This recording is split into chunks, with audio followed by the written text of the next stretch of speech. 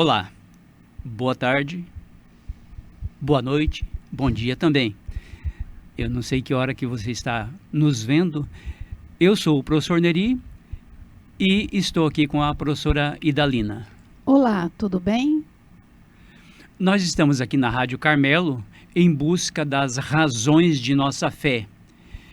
E vamos, de alguma forma, continuar a conversa que começamos na semana passada, onde nós comentávamos sobre as heresias que surgiram no início do cristianismo, os judaizantes e os gnósticos. E hoje vamos falar sobre algumas consequências e fatos trazidos por conta das heresias. Isso mesmo. Vamos tentar entender que tudo que fazemos ou tudo que dizemos tem consequências. E isso também se aplica às heresias. Foram coisas ditas e feitas e tiveram consequências para o cristianismo. A consequência das heresias foram as distorções em relação à fé. E a distorção foram justamente os cismas e as apostasias. Porém, antes de iniciarmos, quero agradecer a todos vocês que estão nos acompanhando, vocês que nos acompanham, agradecer os comentários que nos têm sido feitos, agradecer as perguntas que nos são dirigidas. E hoje, inclusive, temos uma pergunta interessante. Daqui a pouco vamos tratar disso. São perguntas a respeito da nossa fé, a respeito dos ensinamentos da igreja. Então, se você tem uma pergunta, pode direcionar essa pergunta a nós ou às nossas redes aqui. E neste momento convidamos você a rezar conosco. Nós aqui e você aí onde estiver. Pedimos que feche os seus olhos, se coloque na presença de Deus e repita conosco. Pai de bondade, deixa que teu espírito de amor ilumine minha vida para que eu possa praticar os ensinamentos do teu Verbo encarnado, Jesus, o Cristo ressuscitado. Que a tua palavra esteja em meu coração e em meus lábios para vivê-la junto aos irmãos carentes e anunciá-la ao mundo. Que eu seja tua semente do amor, germinando na sociedade, atribulada e descrente. Que eu seja instruído pelo teu Cristo e guiado pelo teu Espírito na construção do teu reino que há de vir. Amém. Bom, eu disse que tivemos uma das perguntas que nos foram dirigidas que é bastante interessante. Outras a gente já conversou com as pessoas diretamente. E a pergunta nos foi feita, com que é o nome aqui, Lúcia Fileski, se eu não estou enganado, @Lúcia Fileski 2022. A pergunta é a seguinte: todas as pessoas que seguem a teologia da libertação praticam heresia? A questão é a seguinte: na igreja, como em qualquer grupo de pessoas inteligentes, tem tendências de pensamento. E na igreja, então, existem tendências de pensamento teológico que são, a gente pode dizer assim, mais tradicionais, outras mais modernizantes. Entre essas tendências está isso que foi denominado de teologia da libertação. Essas correntes de teologia, às vezes, destacam um aspecto da cristologia, um aspecto da eclesiologia, e outras tendências destacam outras características do Cristo ou da igreja. A teologia da libertação, ela nasceu a partir de uma leitura da Bíblia. Que leitura é essa? Uma leitura que vê a prática de Jesus e aquilo que Deus ensina através dos profetas e de tantos outros personagens da Bíblia.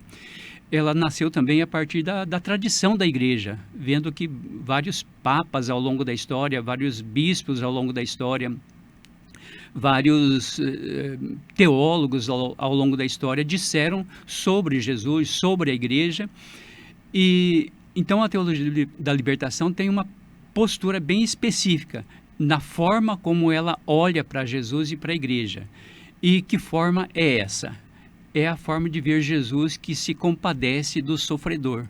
Jesus que olha para aquele que sofre e tem compaixão e diz: esse que está sofrendo precisa ser libertado. Essa libertação pode ser da doença ou pode ser de uma injustiça social, mas é uma libertação.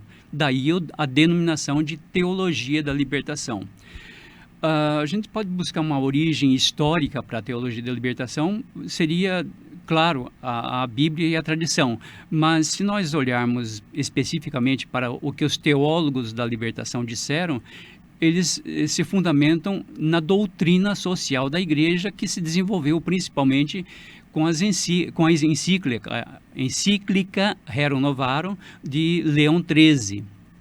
O que o Papa Leão XIII disse nessa encíclica? Disse que o mundo novo que estava nascendo lá no final do século XIX, ele precisava ser repensado, reorganizado a partir da fé. E nessa encíclica, o Papa faz alguns comentários negativos sobre o comunismo. Tem 2 ou 3 capítulos, 2 ou 3 parágrafos contra o comunismo. Mas toda a encíclica é uma crítica ao sistema capitalista, liberal capitalista. Então, o Papa condena o comunismo, sim, mas também condena a prática capitalista. E as pessoas, às vezes, esquecem de fazer essa observação. E a partir do que o Papa disse na Rerum Novarum, os teólogos começaram a ver: poxa vida, realmente o mundo mudou e existe um número crescente de pessoas empobrecidas. E aí então começou-se a fazer teologia a partir da situação histórica, situação concreta das pessoas empobrecidas. E daí, nas conferências de Medellín, de Puebla, foram reforçadas essas tendências, essa postura anunciada pelo Papa Leão XIII, principalmente em Medellín e Puebla, a igreja disse: nós precisamos fazer uma opção preferencial pelos pobres. Isso reforça a teologia da libertação. Não é coisa dos teólogos, mas os teólogos que leem os documentos da igreja.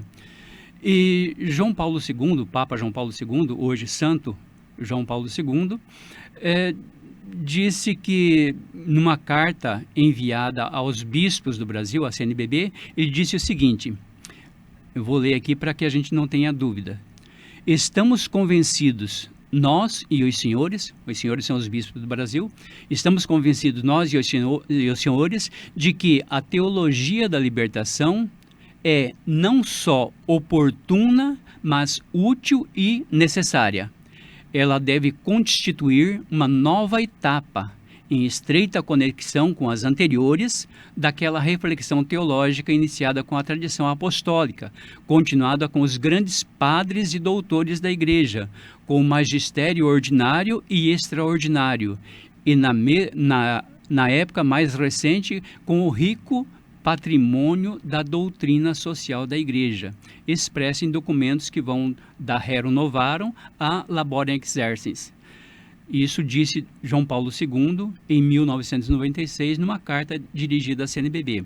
Então, isso é a teologia da libertação, uma teologia que olha para o mundo a partir do ensinamento da Igreja, em vista da situação concreta que vivem os empobrecidos de nossa sociedade.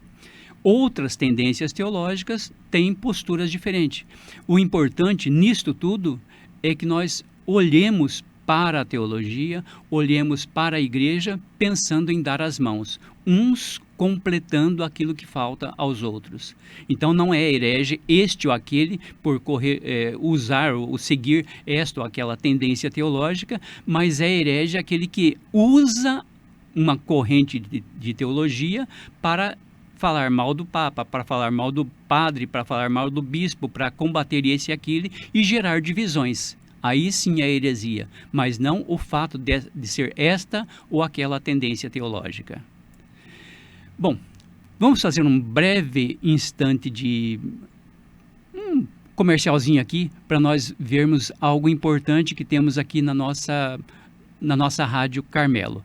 Em seguida, continuaremos refletindo sobre a heresia.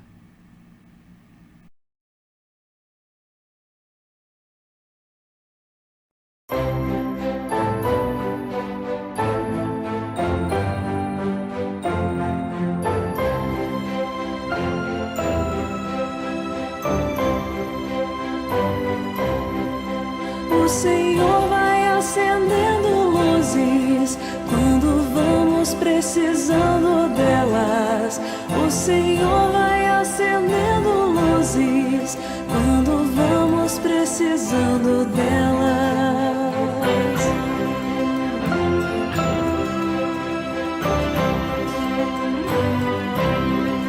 O Senhor vai acendendo luzes quando vamos precisando delas.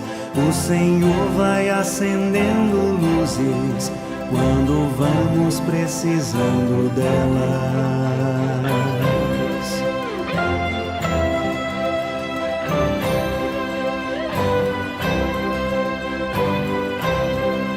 O Senhor vai acendendo O Senhor vai acendendo luzes precisando delas. O Senhor vai acendendo O Senhor vai acendendo luzes precisando delas.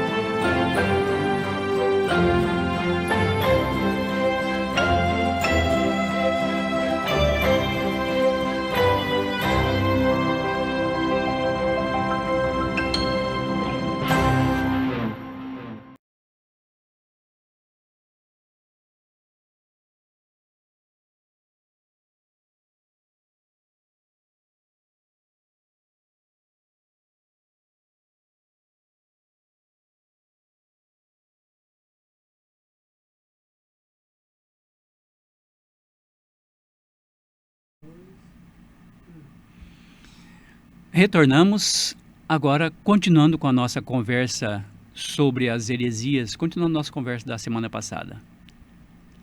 Então vamos retornar e a nossa conversa, como disse o Neri, é uma continuação da semana passada. Vocês se lembram o que é heresia? Porque vamos falar sobre as suas consequências. Nós dizíamos a semana passada que as heresias são desvios em relação ao que a igreja ensina. Então trata-se de escolher, que a heresia é isso, é uma escolha. Trata-se então de escolher um caminho que não é o recomendado pela igreja, ou que não é recomendado pelo Papa, pelos bispos. E assim sendo, se a pessoa escolheu outro caminho que não é o ensinado pela igreja, essa pessoa estava agindo de forma herética. E a consequência dessa heresia, ou das heresias, é o abandono da fé católica. Ela pode continuar sendo cristã em outra situação, mas não dentro da igreja católica. E o ato de abandonar a fé católica é chamado, pela teologia, pela disciplina da igreja, de apostasia. Por exemplo, em nossos dias, uma pessoa que é católica passa a frequentar a igreja, por exemplo, presbiteriana. Então, ao fazer isso, ela fez uma apostasia, ela abandonou a fé católica para seguir a fé presbiteriana. E no caso de uma pessoa que, além de abandonar a fé católica, a fé cristã, ela cria problemas, faz com que outros sigam a sua tendência, outros queiram abandonar também, gera esse abandono, rompendo com os ensinamentos da igreja, com o Papa e com a igreja como um todo. Essa ruptura nós chamamos então de cisma. E um exemplo que pode ser lembrado de cisma foi o movimento liderado por Lutero no século XVI. Então, podemos dizer que cada heresia é um movimento cismático? Perfeito, é mais ou menos isso. Na história nós temos grandes momentos da história, importantes momentos da história, que foram cismáticos, nasceram de alguma heresia e geraram algum cisma, geraram alguma apostasia. E o grande exemplo disso, como eu já disse, que é o movimento de Lutero, e também o grande cisma, do ponto de vista católico, nós dizemos o cisma do Oriente, mas os historiadores chamam de o grande cisma, que é a separação entre a Igreja Católica, Apostólica Romana e a Igreja Ortodoxa. Então, a Igreja Católica, com a sede em Roma, e a Igreja Ortodoxa que passou a ter que tinha e tem ainda hoje a sua sede em Constantinopla. Hoje é a cidade de Istambul, na Turquia. Mas o que exatamente diz a Igreja a respeito disso? Das heresias, apostasias e cismas?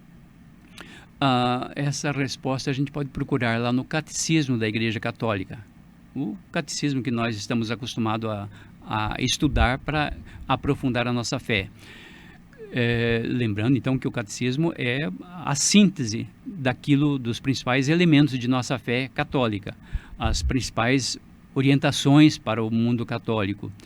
E nós não podemos querer que outras igrejas sigam as orientações, outras crenças sigam orientações do nosso catecismo. É catecismo da Igreja Católica. E o que diz o catecismo da Igreja Católica? Diz o seguinte, lá no número 2089 do catecismo está escrito assim: a incredulidade é o desprezo da verdade revelada ou da recusa voluntária que lhe presta assentimento. Isso é a incredulidade. A heresia é a negação pertinaz, depois de recebido o batismo, de alguma verdade que se deve crer com fé católica, ou ainda uma dúvida pertinaz acerca da doutrina da igreja. Isso a heresia. A apostasia é o repúdio total da fé cristã. E cisma, diz o catecismo, é a recusa da sujeição ao sumo pontífice ou da comunhão com os membros da igreja que lhe estão sujeitos. É uma linguagem meio estranha. Poucas pessoas vão entender sobre esse texto. De fato, a linguagem teológica, a linguagem acadêmica, a linguagem é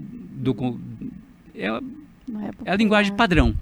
É uma tradução para o português do latim, mas o importante aqui é nós termos claro isto, que a heresia é a não aceitação de alguma verdade da fé católica.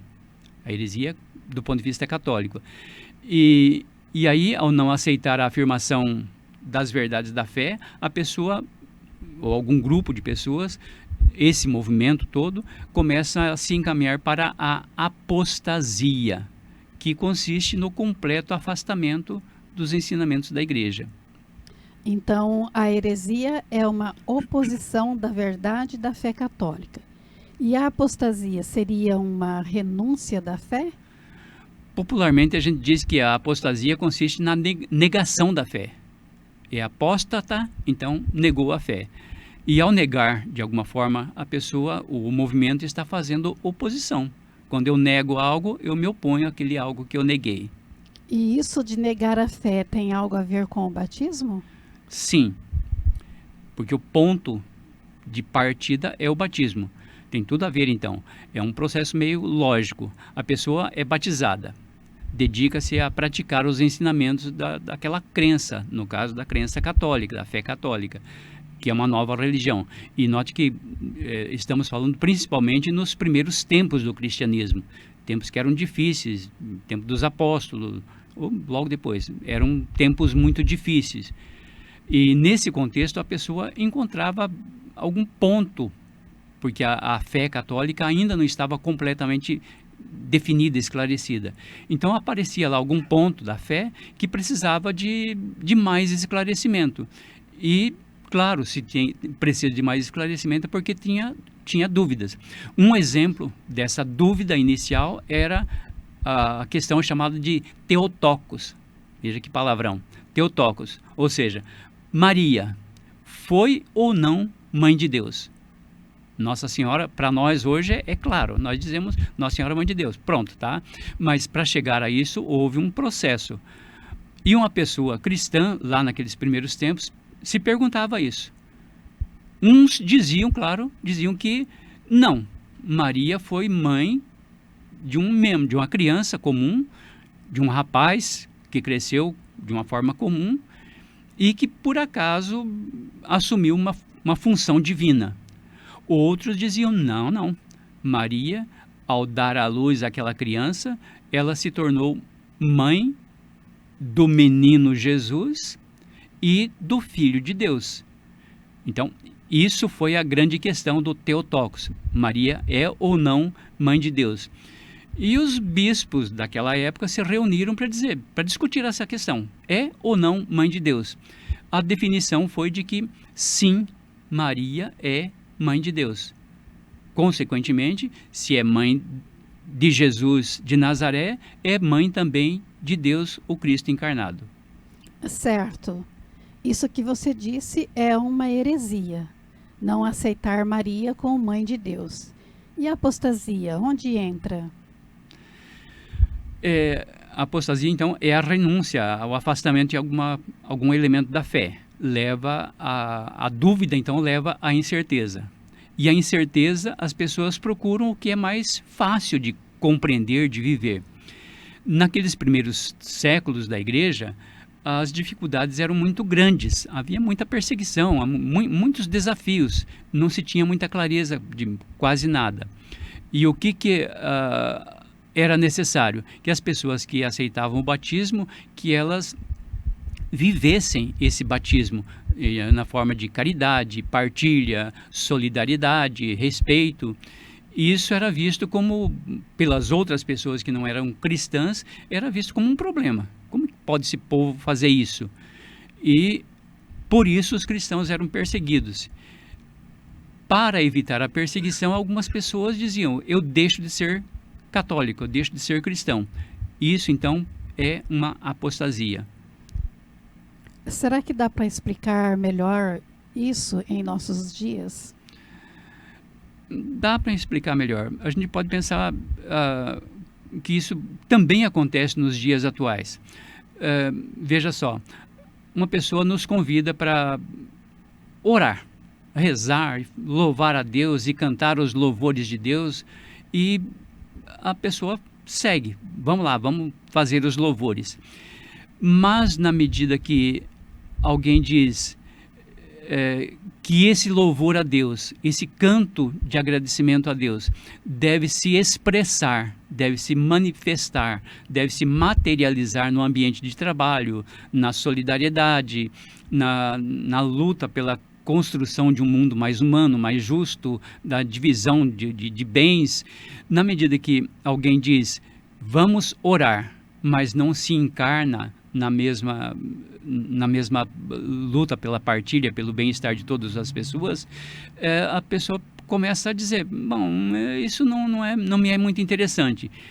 E então há um risco de abandono da fé também nos dias de hoje por causa dessa cobrança de radicalidade cristã. E então é mais fácil a pessoa hoje seguir o pregador que canta louvores do que seguir a Jesus, que diz, é preciso que você seja caridoso, é preciso que você seja amoroso, é preciso que você seja solidário, é preciso que você haja concretamente em relação àquilo que você orou, em relação aos teus irmãos. A oração tem que se materializar na prática cristã. Bom, vamos fazer um instantezinho de descanso para tomar mais um golinho de água. Em seguida nós voltamos para conversar mais sobre este nosso assunto de hoje, que parece que está sendo interessante.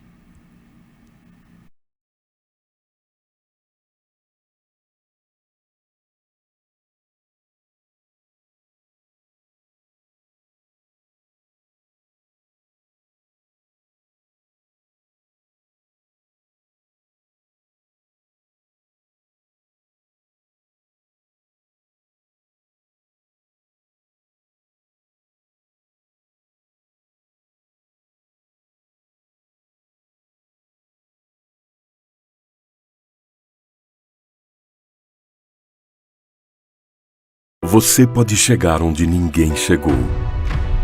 Você pode apresentar o que muitos nunca viram. Você pode mudar o destino dos que sofrem. Você pode fazer parte da ACN. Faça sua doação. Utilize a chave Pix colabore@acn.org.br ou ligue para 0800 77 099 27. Da sua casa você pode ajudar o mundo.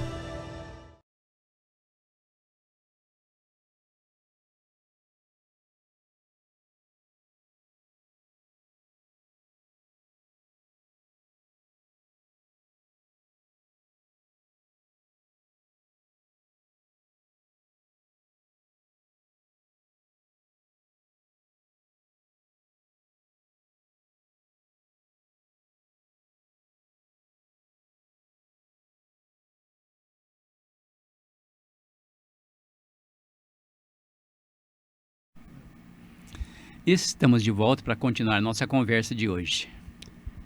E hoje é tão comum falar mal e criticar quem promove os necessitados, quem luta pelo bem-estar de todos, quem luta por justiça social, quem se envolve na preservação do meio ambiente. Para você ver as manifestações das heresias, das apostasias que acontecem nos dias de hoje. São umas novas formas, então, de descrença. São os modelos atuais de renunciar à fé. Não tem como ser cristão pela metade. Ou assumimos completamente nossa fé e as consequências disso, levando a nossa fé para onde nós queremos, levando nossa fé para concretizar ações em favor de todos, ou não tem por que dizermos que somos cristãos. E só para a gente ter uma ideia, o corpo de nossa fé em Cristo, ela exige que nós caminhemos. E para nós caminharmos é necessário que a gente tenha duas pernas. Uma perna é a oração. Não tem como ser cristão, não tem como ser católico, se não houver uma disposição para a oração. E se a gente não fizer isso, não tem como ser católico. Mas se nós fizermos só a nossa vida de oração, mantermos só a nossa espiritualidade, nós vamos estar capengas. Nós vamos ter uma fé manca, porque só tem uma perna. A outra perna da nossa fé está na ação. Os santos, os grandes santos ensinavam que a postura cristã é aquela que leva da oração para a ação. Ora et labora, diziam os santos. Santo Inácio ensinou um outro movimento, ser contemplativo na ação. Então é necessária essa outra perna. Qual é a outra perna? A ação concreta. A luta pela justiça social, a luta pelo bem-estar de todos. E lembrando que a luta pela justiça social, pelo bem-estar, não é só dar esmola, não é só ter uma cesta básica, porque a cesta básica ou a esmola é muito pouco. A fé cristã, a ação cristã deve ser aquela que faz com que nós lutemos para que no mundo não seja mais necessária a esmola nem a cesta básica. Isso é ser contemplativo na ação. E você que nos ouve, também aprendeu o que é heresia? O que é apostasia? Agora vamos falar de outra consequência da heresia, o cisma. O que é exatamente isso? Qual é a ligação com a heresia e a apostasia? Bom, a palavra cisma, como as outras, com a apostasia, a heresia e outros tantos conceitos da teologia, ela nasce da língua grega, esquisma, que significa exatamente isso, a divisão. Eu faço um cisma, eu estou fazendo uma divisão. E no caso aqui, uma divisão em relação à estrutura hierárquica da igreja. Eu quebro a hierarquia. Isso é o cisma. Costumamos a dizer que os princípios de nossa fé estão definidos no catecismo. O que o catecismo diz sobre o cisma? Nós já vimos um pouco antes que o catecismo mostra o que é o cisma, o que é a heresia. No número 162 do catecismo está escrito assim: a fé é um dom gratuito de Deus ao homem, mas nós podemos perder esse dom. Paulo adverte Timóteo a respeito dessa possibilidade e diz: combate o bom combate guardando a fé e a boa consciência. Por se afastarem desse princípio, é que muitos naufragaram na fé. Para viver, crescer e preservar até o fim na fé, temos de nos alimentar com a palavra de Deus e temos que pedir ao Senhor que nola aumente. Ela, a fé, deve agir pela caridade e ser sustentada pela esperança e permanecer enraizada na fé da igreja. Veja, aqui temos algumas palavras importantes. Manter o clima de oração, temos que nos alimentar com a palavra de Deus e temos que pedir ao Senhor que Ele continue nos dando esse dom, que é o dom da fé, para nos mantermos unidos com a igreja e com aqueles que mantêm a igreja atual. Quando se lê o catecismo, né, vem com as linguagens não muito popular, né? Difícil de entender.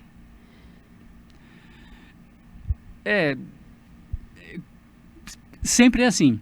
Nós estamos acostumados a esse linguajar mais popular, mas temos que entender que as pessoas que escrevem alguma coisa precisam ter clareza de conceitos.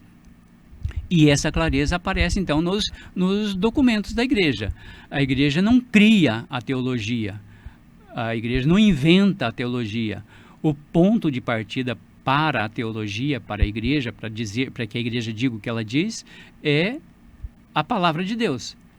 E na palavra de Deus nós aprendemos, como diz o catecismo, que a fé é um dom de Deus. Ou seja, é Deus que vem ao nosso encontro.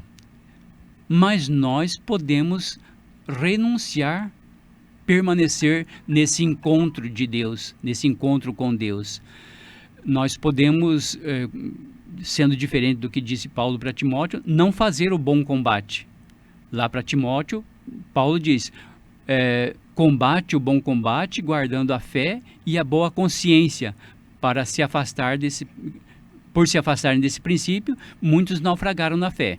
Então, o que nós temos que fazer é pedir o dom da fé e pedir o dom de nos mantermos unidos com aqueles que são os nossos dirigentes. E, aliás, eu sugiro que a gente veja lá nos escritos de Paulo, na carta aos Gálatas, como que Paulo recomenda que seja a atitude de fé. E, principalmente, na carta de Tiago, no capítulo 2 da carta de Tiago, tem um trecho bem interessante sobre como que deve ser a fé. A fé que nos leva a Deus e a fé que nos leva ao irmão nas obras de caridade e de amor. Certo, temos que rezar pedindo fé e agir pela caridade. Mas e o cisma? Bom, ao longo dos séculos, ao longo desses 2000 anos de igreja, depois de muito estudo, muita teologia, muita filosofia, muita sociologia, muita história, a igreja foi definindo as bases da fé. Isso que nós cremos hoje não é só o que nós cremos hoje. O que nós cremos hoje é resultado de 2000 anos de teologia. E sempre houve pessoas que se rebelaram com as definições que surgiram nos concílios e que surgiram nos sínodos dos bispos junto com o Papa. E então, quando a igreja apresenta uma doutrina, as pessoas que se negam a isso, se negam a seguir essa doutrina, esse ensinamento, elas estão, além de cometendo uma heresia, gerando um processo de divisão. E isso é bastante atual. Nos dias de hoje a gente vê constantemente essa situação. Gente condenando as palavras do Papa, dizendo que o Papa está sendo isso e aquilo, pessoas se contrapondo à CNBB. Aqui, você que está nos vendo, nos ouvindo, certamente já viu muita gente falando, o Papa é isso, o Papa é aquilo. Gente dizendo, a CNBB é um covil de sei lá o quê, e condenando a atitude dos bispos. Então, isso acontece nos nossos dias e aconteceu ao longo da história da igreja. Então, as apostasias surgem disso, a renúncia da fé, e essas posturas também levam ao cisma. Então, o cisma consiste nisso, afastar-se da igreja, afastar-se da hierarquia católica, porque não concorda, como se eu, que não sei nada de teologia, pudesse discordar do Papa, que tem todos os estudos de teologia, como se eu, que mal leio uma passagenzinha da Bíblia, sei mais do que teólogos que passaram anos e anos estudando. Então, o cisma consiste nisso, em eu me contraponho à hierarquia da igreja e às vezes até fundo um outro movimento porque eu não concordo com isso que o Papa está ensinando, que o bispo está ensinando. E passo então a atacar a igreja e atacar os seus representantes, que são os papas ao longo da história e os bispos que estão convivendo conosco. E com certeza isso gera uma grande divisão. Para afirmar se ocorreu ou não um cisma, como a igreja define? A igreja usa os seus documentos. Ao longo da história da igreja, desses 2000 anos de história da igreja, a igreja criou mecanismos, e um mecanismo, a gente já disse semana passada, está afirmando hoje, foram os concílios e são os sínodos também. E hoje, atualmente, nós temos o catecismo, que expressa claramente o que são cada um dessas situações de ruptura em relação à igreja. Então, lá no catecismo está dito bem claramente, cisma é a recusa da sujeição ao sumo pontífice ou da comunhão com os membros da igreja que lhe são sujeitos. E a sujeição aqui não é ser submisso, é acatar aquilo que a igreja propõe. E no direito canônico também diz a mesma coisa que diz no catecismo. E o que significa então essa sujeição? Acatar as orientações da igreja. E o que é então o cisma? É quebrar a comunhão. E essa sujeição aqui é muito mais a ideia de estar em comunhão. Estar em comunhão é estar unido, estar seguindo o mesmo caminho. E a quebra dessa comunhão é o cisma. E em que consiste a comunhão? A comunhão é exatamente isso, é manter na minha vida pessoal, na minha vida de comunidade, aonde eu vivo, manter a minha sintonia com os membros da minha comunidade, com o padre da minha igreja, da minha paróquia, com o bispo da minha diocese e com o Papa. Então, cada vez que alguém fala mal do padre, fala mal da CNBB, por exemplo, está sendo cismático, porque está alimentando divisões. E então é manter a união, manter esse clima de viver juntos, viver em comunhão. E, claro, respeitar o diferente sem atacar esse diferente. Se o outro é diferente, deixa que ele seja diferente lá no seu mundo e nós sejamos coerentes com a nossa crença, com a nossa fé, com a nossa igreja. E esse apelo à comunhão para evitar o cisma é uma afirmação bíblica? Exatamente isso. Se nós queremos ver como que Jesus fala disso, nós podemos ler o capítulo 17 de João. No Evangelho de João, o capítulo 17 é uma oração de Jesus, uma oração pela unidade. Lá, tem um trechinho do capítulo 17 de João, em que Jesus pede a união. Diz exatamente assim, Jesus fazendo a sua oração, a oração pela unidade. Não rogo somente por eles, mas pelos que, por meio deles, de sua palavra, crerão em mim, a fim de que todos sejam um, como tu, Pai, estás em mim e eu em ti, que eles sejam um em nós, para que o mundo creia que tu me enviastes. Eu lhes dei a glória que me destes, para que sejam um, como nós somos um. Eu neles e tu em mim, para que sejam perfeitos na unidade, e para que o mundo reconheça que me enviaste, e os amastes como amastes a mim. Então, se nós não acatamos isto de comunhão, de união, nós estamos negando as palavras de Jesus. Se nós quebramos a comunhão com a igreja, nós estamos negando estas palavras de Jesus. Que eles sejam um como nós somos um. Você poderia citar algum exemplo de cisma que ocorreram na história? Que a gente fala de cisma, né? E às vezes um exemplo assim pode facilitar a compreensão.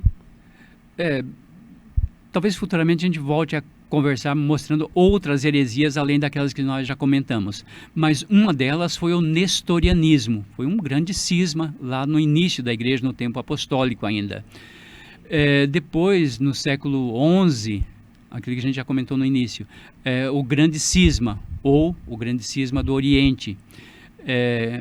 Depois, mais tarde, no século XVI, o movimento de Lutero, e os seguidores de Lutero também foram exemplos de cisma que ocorreram na igreja. E o interessante é que, a partir do movimento de Lutero, entre os luteranos, houve também outros movimentos cismáticos. Aqui em Rolim de Moura, por exemplo, nós temos 2 igrejas luteranas. Claro, não vai aqui nenhuma crítica, mas só para mostrar como que o cisma se manifesta concretamente. Dentro dos seguidores de Lutero, então, houve outros rachas. Mas não cabe a nós fazermos crítica a isso. O que nos cabe é que nós, enquanto católicos, vemos que houve pessoas ou grupos de pessoas que se afastaram dos ensinamentos da igreja e se afastaram com isso, gerando cisma. E tem esses exemplos, então, que são marcantes. Qualquer estudante do ensino fundamental médio, quando estuda a história, estuda sobre os cismas que aconteceram na história. Me parece que o cisma que mais marcou foi ocorrido no século XI, né? Sim, porque até aquele momento haviam heresias. Era já um movimento cismático, mas eram as heresias. Eu duvido de tal coisa, eu não acredito em tal coisa, e há uma disputa sobre isso. Mas em 1054 houve um cisma, uma divisão muito triste para a igreja. E tanto para a igreja católica como para as outras que surgiram a partir do cisma. E nesse momento aí, em 1054, que é o século XI, que surgiu então, que se definiu a Igreja Católica Apostólica Romana, com sede em Roma, que segue o Papa, e a Igreja Ortodoxa, que tinha na época a sede em Constantinopla e que tinha como dirigente da Igreja em Constantinopla o patriarca de Constantinopla. E por vários motivos, hoje nós diríamos quase banais, eles se desentenderam e houve então o cisma, o grande cisma. Mas vamos fazer mais um instantezinho de pausa aqui para tomar mais um golinho de água. Enquanto isso, você acompanha a nossa programação.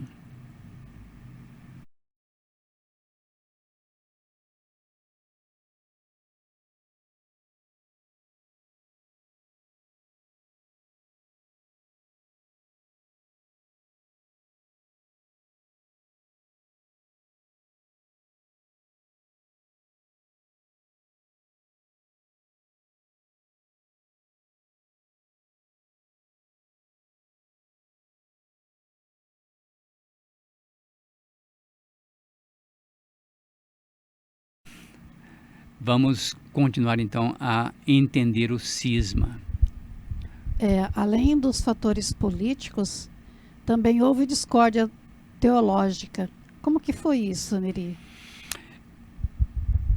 O cisma, o grande cisma, ou o cisma do Oriente, teve por base alguns problemas de teologia. A compreensão que o rito latino, como nós dizemos hoje, com a Igreja de Roma, os seguidores do Papa, diziam: o Espírito Santo procede do Pai e do Filho. É a crença, aquilo que nós professamos no credo, quando nós rezamos o creio. E esse problema foi discutido no sínodo, no concílio de Niceia e depois no concílio de Constantinopla. E surgiu então, se desenvolveu, foi criado o credo niceno-constantinopolitano. E nesse credo, nesse creio, nessa oração do creio, é que está o centro da questão.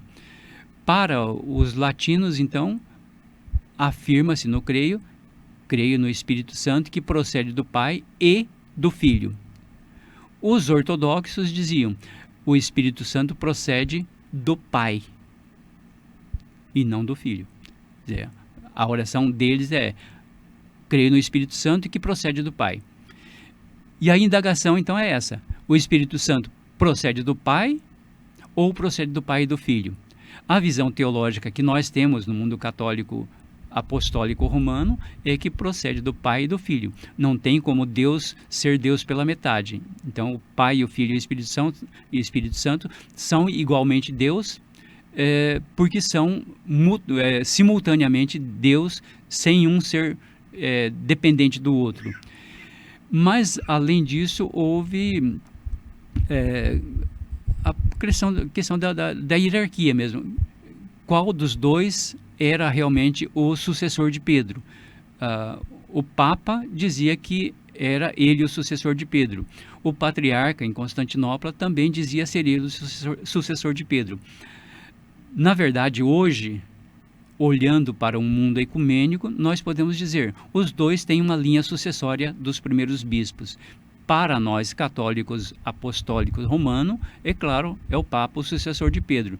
Mas eles têm a sua razão, porque o Papa, o patriarca de Constantinopla, também tem uma linha de sucessão que leva aos apóstolos. Houve outras questões também, né, que ajudou a gerar um cisma.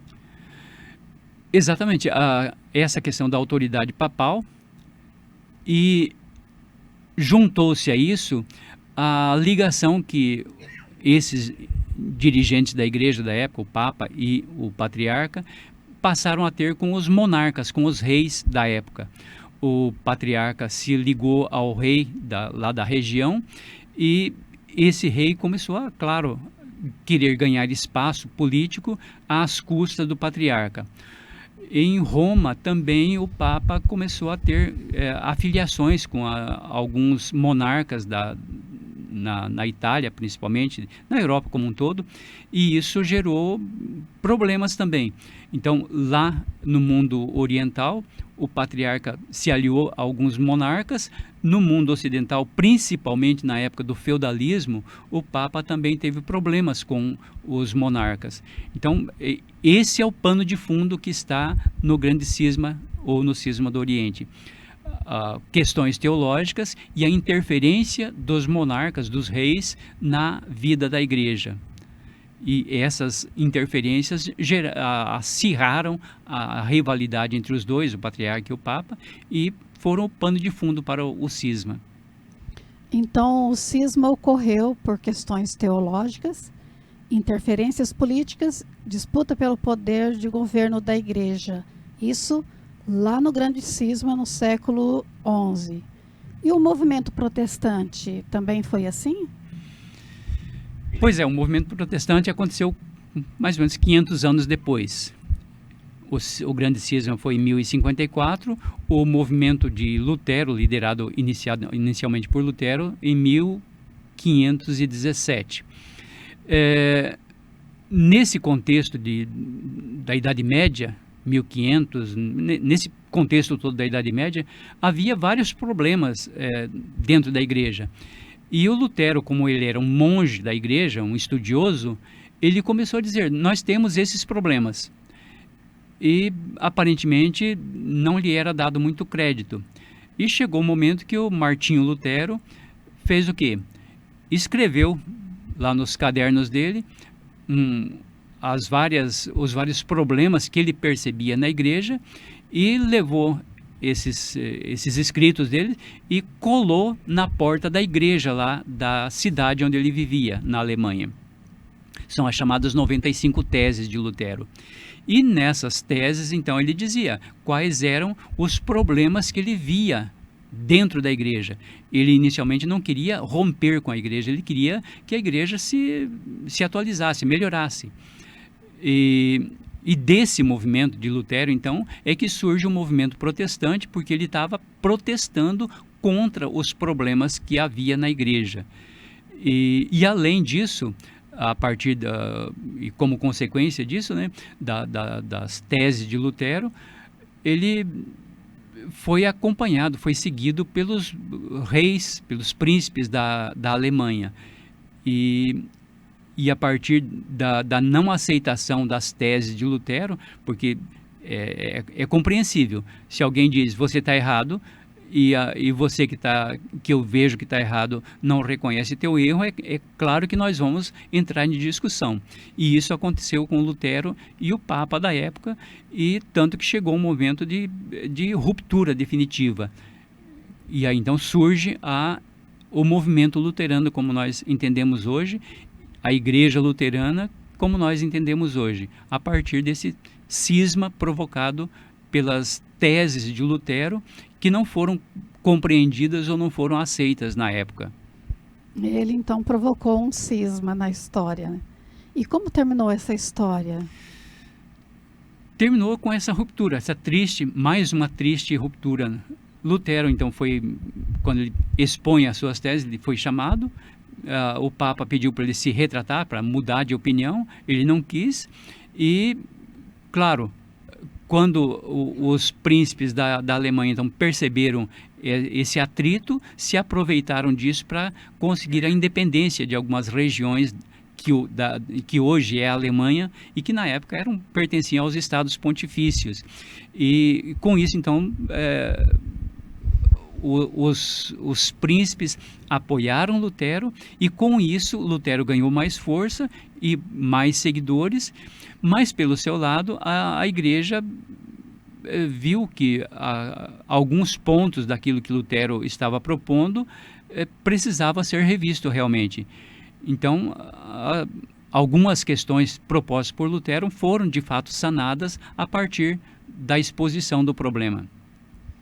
E é verdade que a Igreja Católica perseguiu Lutero e os seus seguidores? É como eu disse antes, se tem um atrito, é claro que os grupos, as pessoas envolvidas no atrito vão se agredir mutuamente. E não foi diferente naquela época de Lutero. Então, houve guerras, inclusive, mas essas guerras não foram produzidas pelo Papa em oposição a Lutero, foram produzidas justamente pelos príncipes da região da Alemanha e os príncipes de outras regiões da Europa, que uns apoiavam o Lutero, outros apoiavam ao Papa. E por quê? Porque esses monarcas, também tinham os seus interesses em aumentar, ampliar o seu poder sobre regiões que antes estavam sobre a jurisdição, vamos dizer assim, dos estados pontifícios. E eles queriam, então, mais independência, mais autonomia. E com isso, houve rivalidade, aumentou a rivalidade e houve vários conflitos.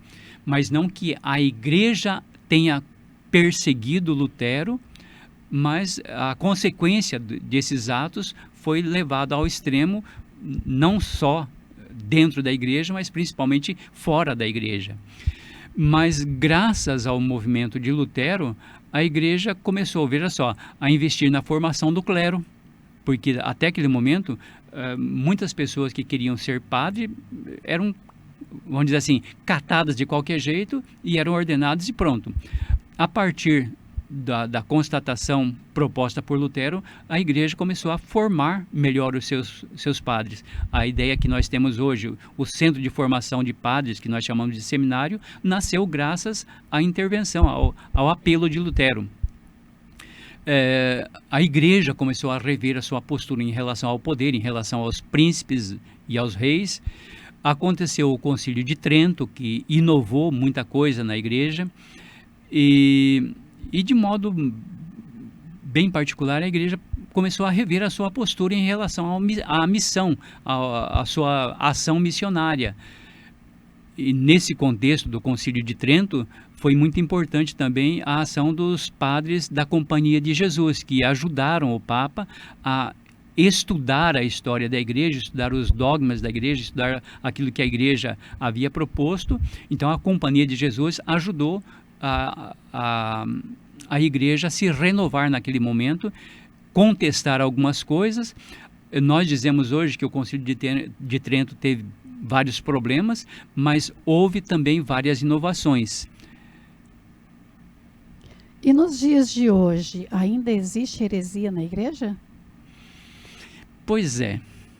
Atualmente tem muita gente querendo que a igreja retorne a tempos lá de antes do Concílio de Trento, que faça atitudes de retrocesso completo. Negam completamente os avanços do Vaticano II e querem que a igreja volte a ter aquelas posturas bem antigas. E são muitos grupos que fazem isso. Grupo de pessoas ou pessoas individuais condenando as inovações propostas pelo concílio, as opções do Papa, se opõem ao Papa. Enfim, existe na atualidade um movimento cismático. Por quê? Porque hoje a igreja diz que, além de sermos um grupo orante, precisamos ser um grupo atuante em favor do bem-estar social das pessoas e não só ficar de mãozinhas postas e rezando. Precisamos, então, ter atuação na sociedade em busca de justiça social e em defesa da criação, do mundo, da natureza. E também temos as fake news, né, que ajudam a distorcer tudo e qualquer tipo de informação.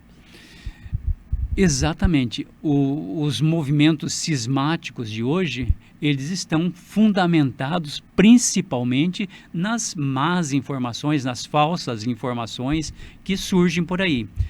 E, como a gente já disse, as pessoas acabam seguindo mais os pregadores do que o ensinamento de Jesus. Acabam seguindo muito mais aquele pregador que fala bonito, que tem vários recursos na mídia e que diz tudo isso está errado e só o meu movimento está certo. Então é preciso que nós que somos igreja hoje, tomemos muito cuidado com os falsos profetas, porque eles fazem uma afirmação, por exemplo, vamos fazer uma tarde de louvor, e esquecem que esse louvor deve levar a uma ação concreta de mudança de postura pessoal, no meu ambiente de trabalho, na minha relação com a família, na minha relação com a minha comunidade, enfim, eu tenho que ser melhor, e não só ficar na oração. Então, há muitos falsos profetas por aí, há muitos pregadores interesseiros, a gente já comentou isso, pessoas que querem mais riqueza, mais seguidores para os seus canais e suas linhas do que o seguimento de Jesus Cristo. E não se engajam, então, nos movimentos sociais, nas transformações sociais. Então, precisa tomar cuidado com isso. É preciso tomar cuidado com aqueles que fazem tudo pelo seu movimento, para que o seu movimento seja mais, mas não se envolve com as pastorais concretas da paróquia, da diocese. É preciso tomar cuidado com isso. Então precisamos tomar cuidado com esses que alimentam hoje a divisão na igreja. Tome cuidado com o Cristo dividido que está sendo falado e propalado por aí. Tome cuidado. Bom, isso ou essa foi a nossa conversa de hoje. Se você tiver alguma dúvida, nos procure, pode mandar a sua dúvida que nós tentaremos responder. Gostaríamos de saber também a sua opinião, se está gostando ou não. Teve algumas pessoas que já mandaram seu comentário elogioso, nós agradecemos, mas também você que está nos acompanhando, mostre para nós os pontos em que nós estamos falhando, porque nós queremos e precisamos melhorar. Muito obrigado pela sua atenção e até a próxima semana. Até a próxima.